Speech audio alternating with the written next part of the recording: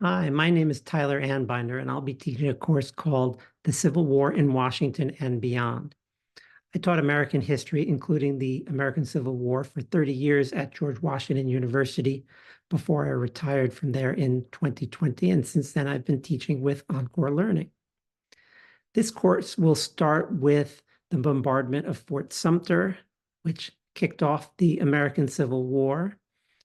We'll then look at the strategy both sides decide to adopt as they face the prospect of armed conflict between Americans.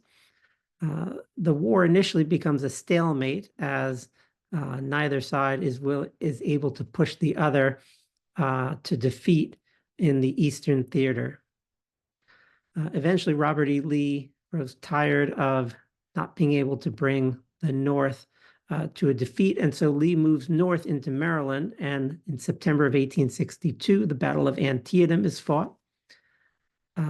Lee is defeated there, and that allows Lincoln to issue the Emancipation Proclamation.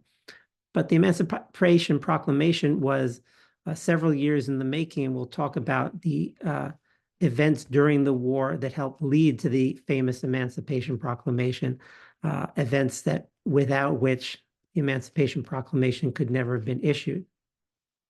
We'll also talk about what it was like to live in the Confederacy, what the Confederate government was like. We tend to learn more about the government in Washington with Lincoln than we do about Jefferson Davis's administration, and we'll cover that as well. Back to the battlefield, the key events of 1863 were the battles of Gettysburg and Vicksburg, which were concluded in July of 1863. It was with the Union victories at both those battles that it for the first time seemed like the Union might win the war. During the course, we'll also talk about the leaders of both sides, both Lincoln, who we'll be discussing a lot, and Jefferson Davis as well, what their administrations were like. We'll see that Lincoln did a lot of learning on the job and grew into his lofty position, whereas Jefferson Davis, for reasons we'll discuss, never did quite as well.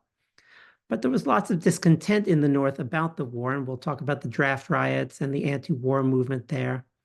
But then we'll talk about how eventually Lincoln's appointment of Ulysses S. Grant helped bring the war to a conclusion because Grant is unstoppable and refuses to stop fighting until the Union is able to win a victory. And so we'll conclude the class with the destruction of Southern nationalism on the battlefield at Appomattox Courthouse and what the future would hold for both the North and the South in the reunited nation. So I hope you'll enjoy the class. I'm looking forward to teaching it.